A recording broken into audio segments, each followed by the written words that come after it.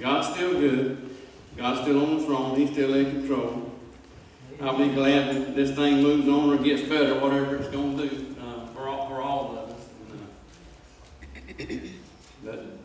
And we're going to go to John chapter 10. We're going to pick up there in verse 1. And I like to say before I get started, I appreciate all the gifts that everyone's given me for Christmas and for the class, the cards and the things, the gifts that you give me, and I appreciate that very much. And it's an honor to stand before you each week and teach everything I'm going to say today. I probably won't tell you not one thing if you don't know all this stuff through here. But John is a more simple book than what you realize. I mean, I've said it over and over and over. If you didn't have an offering, some ushers come, I forgot about that. That's fine. Somebody, give me a couple of ushers, they will come take the offering up before I get started. Whoever wants to do a couple of them.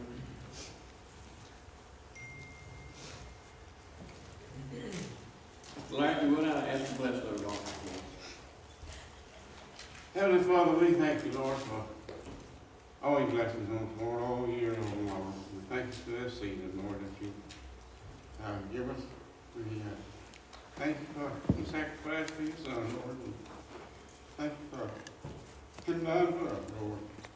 We ask, Lord, you be with those that are sick and be with Jay's family and his mom and youngins.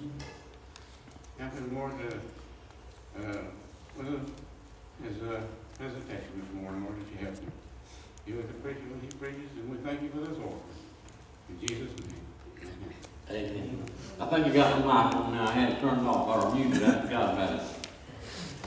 But John is a very simple book, and if you only had but one book out of the Bible, I've said this before. John would be a book that you would need. I'm telling you, it gives you what you need to know to make it live a successful Christian life. If you apply it, I mean, it's in there. You may have to look for it sometime and study, but it's there. And John chapter 10 is a very simple chapter in the book of John. Now, in case we don't get this far, you remember I told you there's 7 feasts.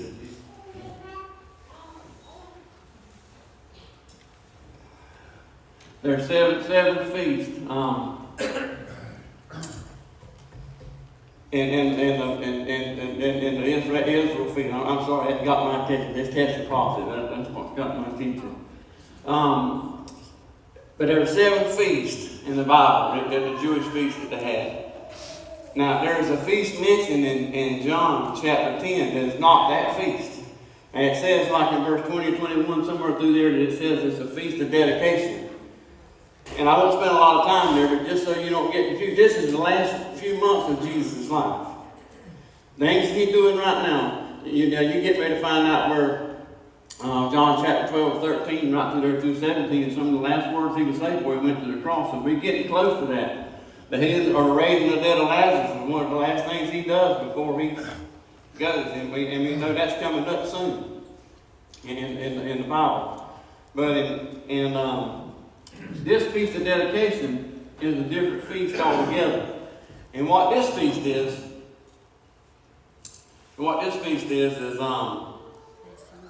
you remember in Revelation we were talking a while back, I mentioned the name Antiochus Epiphanes. I don't know if y'all remember that name. He was the Antichrist of the Old Testament. And Antiochus, and a lot of people say some of the stuff in the book of Daniel was talking about Antiochus Epiphanes and not the Antichrist.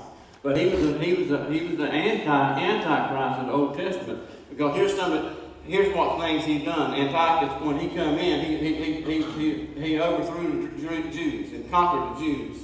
And he stole millions in gold and silver from the temple treasure. Antiochus said that possessing a copy of the law, or what they would use the Bible at that time, was punishable by death. He was a wicked man now. It's the same way the Antichrist is going to be. If any mothers circumcise their children, they would be crucified, and their children hung with them. Lord, both of them would be crucified together. I mean, he was a wicked man. He turned the temple, the same temple that we're talking about that Jesus is fixing to go to. He turned the same temple into a house of prostitution. I mean, he was a wicked man now. Very, very, very wicked. I mean, and I know the Bible don't tell you some of these things, but history supports a lot of these things, and I'm telling you, history supports them. He offered pigs. Now, you know, for Jewish people, they weren't anything more unclean than pigs.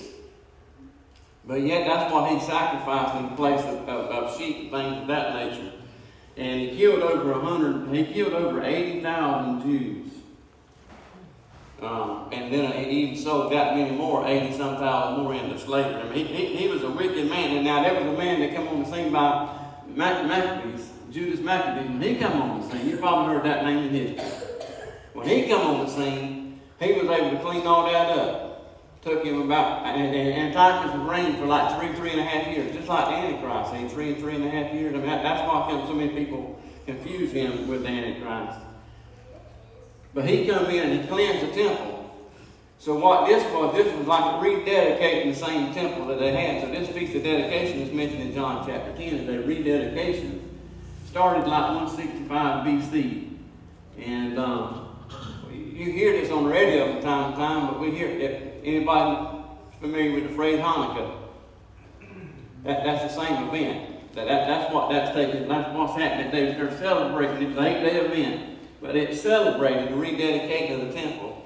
And when, listen, I can't remember now exactly, but when they got finished with Antiochus, you remember the lights in the temple, or in the tabernacle in the temple as well, had to stay burning at all times? You remember they could never go out, that was a priest's job? Well, when Antiochus was overthrown, and the kingdom was given back to the Jews, they found one bottle of unpolluted or sealed oil. One bottle. Not 5, not 10. One bottle that was original. God always he kept something, food had to be able to start back and let his people start back to worship like they needed to. But they found one bottle of pure oil that they needed to relight those lamps in the name of God. And to keep going. Anyway, that don't have anything to do with the lesson. But that just shows you where you're at. Now this would have took place, Hanukkah this year was the Monday after Thanksgiving. And it fell anywhere from that time frame until yesterday, December 25th.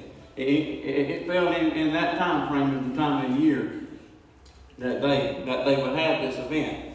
So you got to realize for them this is wintertime when this is taking place. This is part of this chapter happens in October, part of it happens in December, and you can see a little change in the word there, but in that time frame. But Jesus would die in April, more than likely. Which you know, just a few months away. So this is one of the last things that Jesus is doing. He's been trying to tell people who he were. And this is a text that we all familiar with. John chapter 10, verse 1.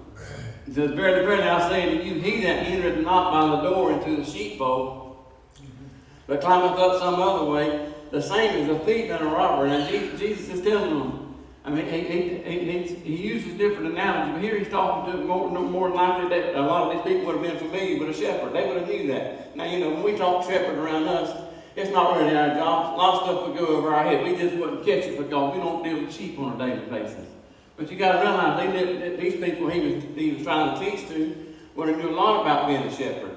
If they weren't a shepherd, no doubt they had a brother, or sister, or a child, or a daddy, a mom, or daddy, or granddad. They had somebody in their family that was a shepherd. They would have known a lot about being a shepherd. You don't remember when they were taken into bondage in Egypt, that and Joseph brought his family. They had to meet him outside of town because it was an abomination because they were all shepherds. I don't know if you remember the story, but. A lot of Jewish people were shepherds. I mean, that's just all this didn't happen by accident. God was using something they were very, very familiar with, and it was a parable he was using. And in those days, I know today we got fences, and we make our own fences, whether it be wood fences or metal fences, tall fences. But you got to realize in those days they didn't have that luxury. It might have been a hedge. Everybody knows what hedges are, like bush hedge. It might have been a hedged out area, but it was enclosed. Maybe it might not have been something handmade. Could have been something that was naturally grown. And it had been enclosed completely. But there'd always be an opening. And that's what he's trying to describe to me. Listen here, if you don't come through the opening, anybody else is a thief and a robber. And it's amazing to me he uses the word thief and robber. See, a thief, I know that we use the word interchangeably, I understand that. But a lot of times a thief, if you look the words up, a lot of times a thief is somebody nobody knows who he is. He moves silently, steals when you're not looking, steals when you're not expecting it. And you'll say, hey, there's a thief among us. In the terminology you would use, but nobody knows who he is. Don't you know the devil's got people, in churches today that are thieves? I don't mean necessarily just money, I mean just thievery and everything they do. He said the same as a thief and a robber. Most of the time a robber is somebody that takes something violently. In other words, if you got beat up yesterday and somebody, you say, well, you would say somebody thief, you say somebody robbed me. I mean, that's, in general conversation, that's what you say. Because it means somebody, and there are those that try to come into the fold that you can see they're coming violently. You can see that in the text is what he's trying to tell them here. So, some you don't know about. Some, there's people in churches and in the fold in general that's there. But it comes a different way. They didn't come the way that Jesus said for them to come. There's a lot of people trying to make their way into something a different way other than the way Jesus said. Jesus said, I am the way, the truth, and the life. No man comes to the Father except by me. If you come any other way, you're going the wrong way. If you try to climb up over the fence, you're going the wrong way. Jesus says here, you're a thief and a robber. I mean, that's Jesus' word. That's not my words. It don't make no difference whether but nobody knows it, and you just snuck your way in and secretly, and you just made your way in. Or if you violently worked your way in and took possession of something, he rules you out, but says you're a thief and a robber. There are other ways people try to get into the fold. Trust me. Church membership. I could go on with a lot of church membership. Kind of a silent way of getting in. Everything's all right, I'm good. Nothing's wrong. And then there's other ways that people get in. But there's only one way you come through Jesus Christ. He went to the cross and died for my sins and your sins and the sins of the world. There are no other way into his fold. Only one way. And that's in verse 2.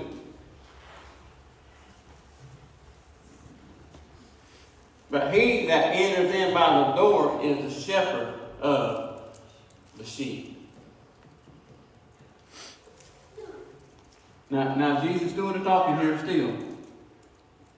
If anybody tries to come, if they're in this fenced-in area, we've already talked about, they're in this fenced-in area, and anybody's trying to climb over, the shepherd automatically knows it was a thief. It was something coming to take from him. He knew that.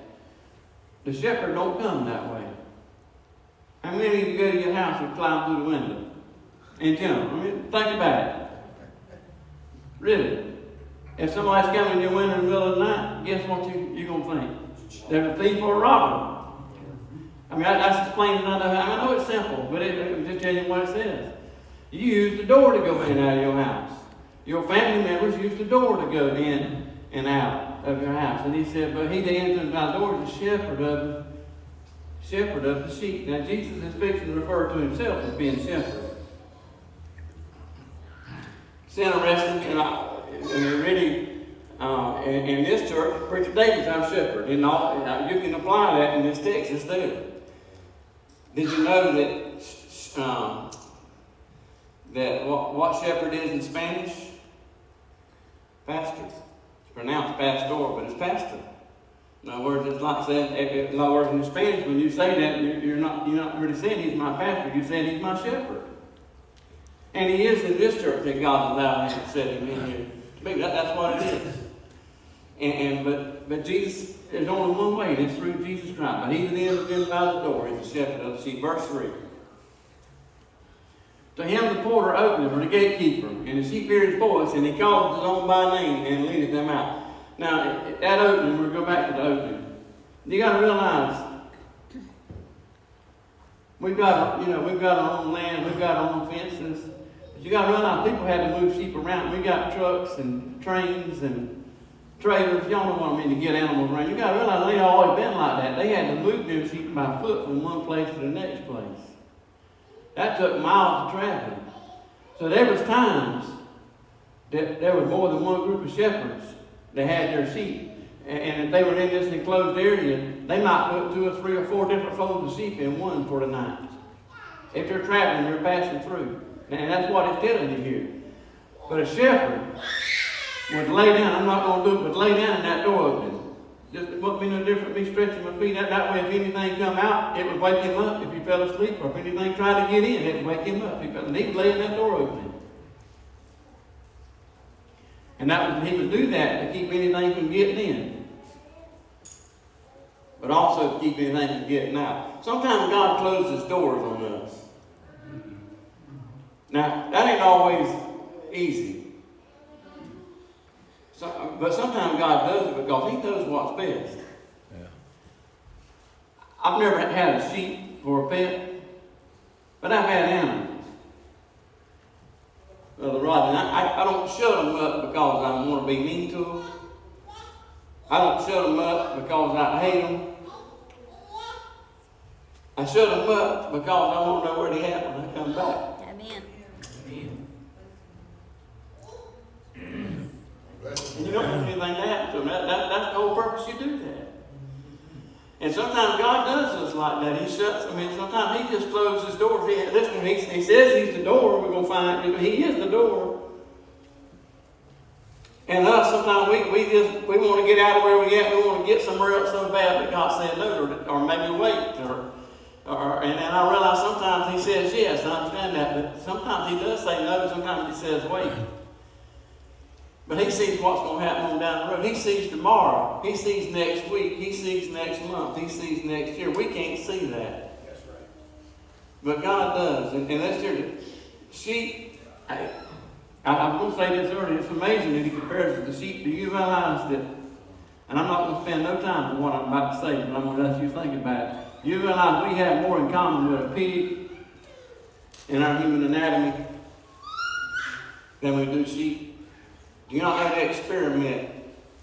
That's how they work on heart patients and surgeons. They experiment with pigs because the skin and the heart size and the way the heart functions and everything is more like a pig than a sheep. I just want to throw that in. And in fact, they take some tissues out of pigs that's used in replacement in heart transplants and things of that nature. I don't know all the details. I'm not a doctor, but I've read behind stuff like that. But sheep, he compares us to sheep.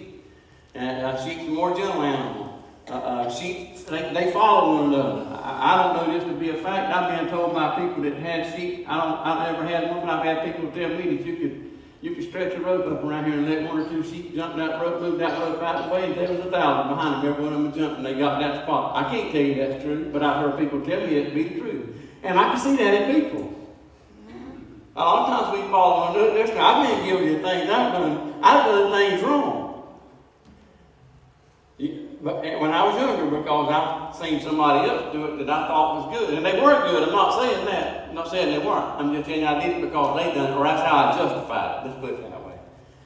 I justified it that way. But it says that him, the porter, opened. And let's get back to all the sheep, 3 or 4 folds in one thing, in one pasture, to him, or in one enclosed area. To him, the porter opened, and the sheep hear his voice. And it calls his own sheep by name and leadeth them out. So they all in there. I don't know how you know every sheep animal. I mean, the sheep to me look the same. I mean, just to me. But to a shepherd, to a trained eye, I'm sure there's differences in them they could tell. But they didn't have to go in there and grab them and pull them out one by one. The only thing he had to do was call them by name and let them hear his voice. We know that from animals. Ain't all of you's had a dog or something else. I'm sure growing up you don't have one. You've had one growing up, and you can walk out and you call their name. What happens? They come running. Especially if you got one that you took care of, that you fed it.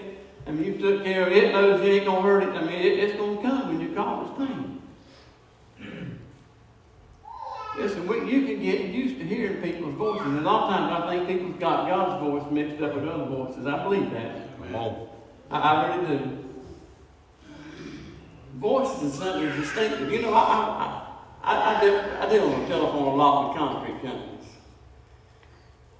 And there was a man, I had dealt with him on the telephone probably 2 or 3 years, but I never laid eyes on him. I think one time, a year or two prior to this, I went by there and literally maybe said hey or something like that. I mean like a minute in and out. And 2 or 3 years passed. And I was at Lowe's, I think. And I heard this guy talking. And I asked him, I said, hey, you so and so? And then when I said that, he recognized my voice too. We talk every day. But I didn't know it. But voices is something.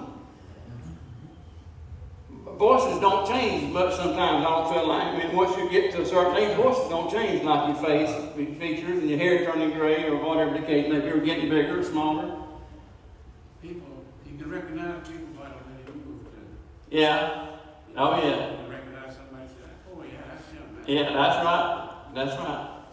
But to hear the voice, and listen, we need to get used to hearing God's voice. Listen, whether we know it or not, we hear voices sometimes that ain't God. Now, I hope you understand just what I'm trying to say, but I don't want you to think I'm crazy up here just hearing things. That's not what I'm telling you. Y'all know what I'm saying. Sometimes there's something speaking, but it ain't God. And we got to learn to determine what's God's voice speaking to us and what's not God's voice speaking to us. Listen here, I realize there's sometimes that I say, well, God, I think it's you. I mean, I understand that, but there's times, but there's no doubt. I know it's God.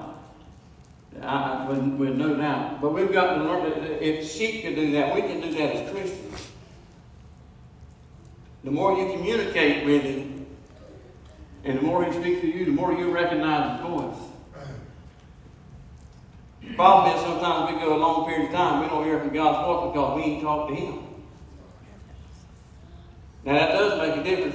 Most of you, I don't say all of you, but a lot of you I talk to on the telephone. If I didn't hear you for a year or two, I might recognize your voice, maybe. But if it's been 10 years, I might not be able to catch your voice. I hope you catch what I'm trying to say. I mean, if you'll talk to God and worship God, He will talk back. He will deal with you, but we just need to make sure what we listen to is the voice of God. Verse 4. And when He putteth forth His own sheep, He goeth before them, and His sheep follow Him, for they know His voice. Now you notice here in this verse that sheep aren't driven.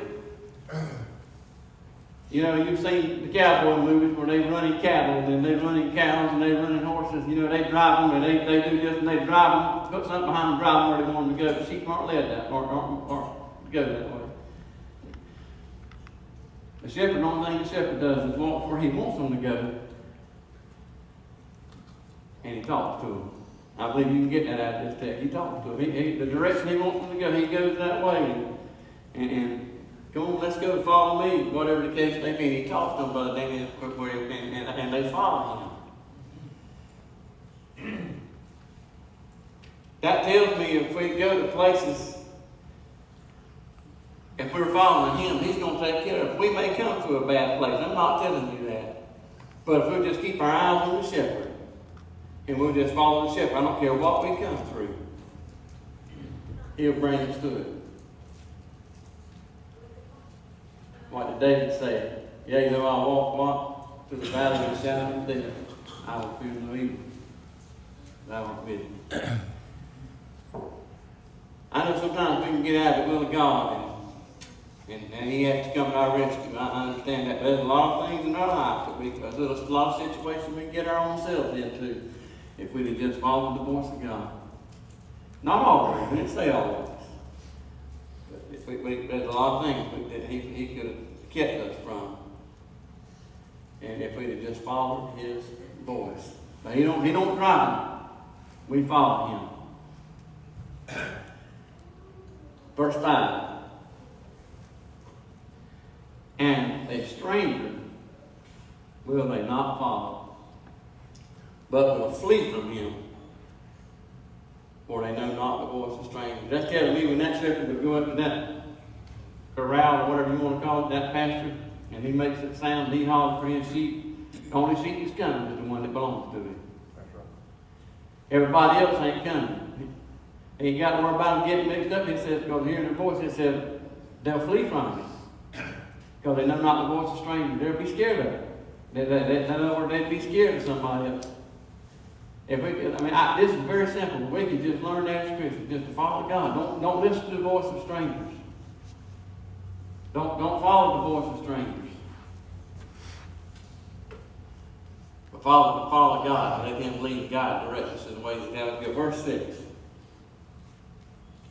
This parable spake Jesus unto them, but they understood not what things they were which He spake unto them. Let's go on down a little bit further. I'm about out of time. I'm going to talk a few more minutes. Verse 7. Then said Jesus unto them again, Verily, verily, I say to you, I am the door of the sheep. In other words, there's no other way in this world to get to God, to get to heaven, other than through Jesus Christ. He is the door. You can't use a different door. There's not a different avenue. There's not a different way. And I know we live in a world where it's very popular. There's many ways to heaven. I hear it often. You can be a good man, you can, or a good moral man or woman, or you can do this and you can do that. There's one way. And I know you know that. There's one way.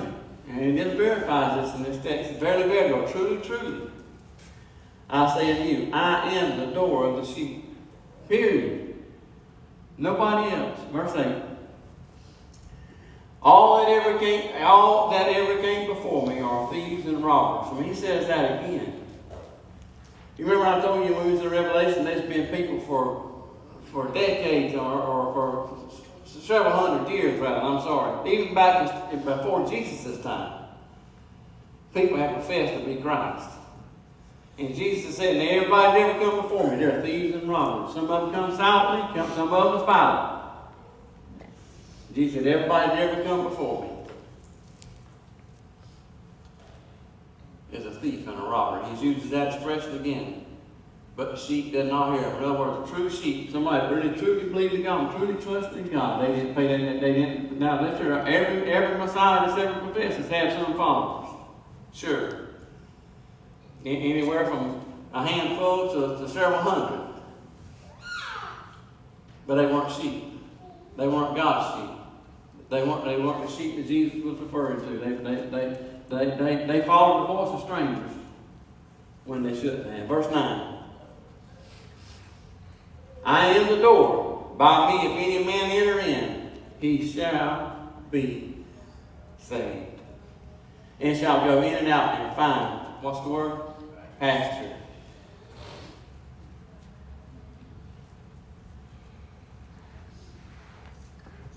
You realize the word, and I know I'm talking a lot about Jesus, but I'm going to say this because Preacher David is here. You know the word pastor and the word pasture come from the same word. Now, you understand, but, if you go back and you do a word study, etymology, I believe maybe is what the word is, maybe. If you go back and you do a word study, you'll find out they come from the same word. Now, I know we have one pastor, one shepherd in our Father, but God has placed somebody in our lives on this earth to help us on a daily basis. And pasture means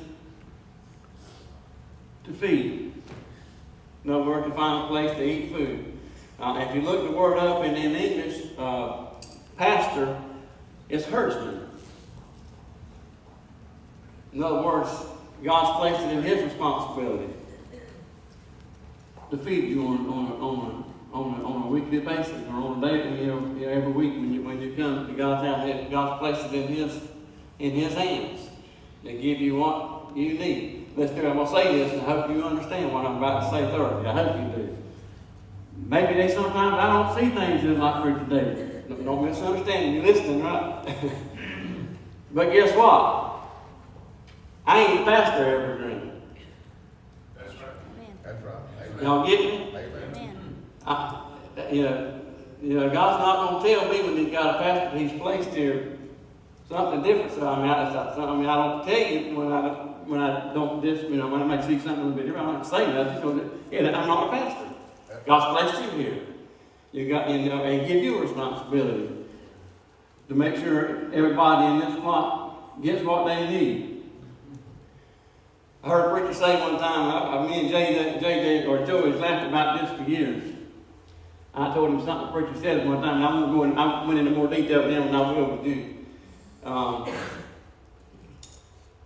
He said you only shear the sheep twice a year, but you feed them every day. That's right. And I'll let you grasp what that means, what I'm trying to say with that. Amen. He said you only shear them twice a year, but you feed them every day, and you water them. And God's placed him here for a pastor to help you and I through what we face in everyday life, and to give us messages and things that God would have us to hear. And we thank you, preacher. You're doing a good job. Appreciate it. Amen. Amen. Amen. But Jesus is the way, the truth, and the life, church. There's no way to go. He's the door. There's no other way to go. It ain't through Preacher David. Preacher David can lead us in the right direction. Say, hey, this is the way. This is the door. Sure, he can do that. But there's only one door, and his name is Jesus. Amen. Verse 10, I'm going to stop. The thief cometh not but for to steal, kill, and destroy. You notice it didn't repeat the thief and the robber. Have you been listening to what I said about the thief and the robber? Come on. See, everybody knows the robber's there to take. Does that make sense of what I've been saying? That's right. He's got the gun to your head. But it said the thief. Remember what I said about the thief? Secret. You don't see it coming. You don't know it's coming. He didn't say the thief and the robber. I mean, you see the difference in the words? Yes. Here it's just the thief, because everybody knows if you see a gun coming out, you're being robbed, or whatever the case may be under those circumstances, or a knife, or if you've been threatened. But the thief don't do that. The thief comes when you're not looking. The thief comes when you're sleeping. The thief comes when you're not ready. The thief comes when you're not looking for it, when you're not prepared. That's exactly how Jesus is coming. That he would come. He didn't say come as a robber in the night.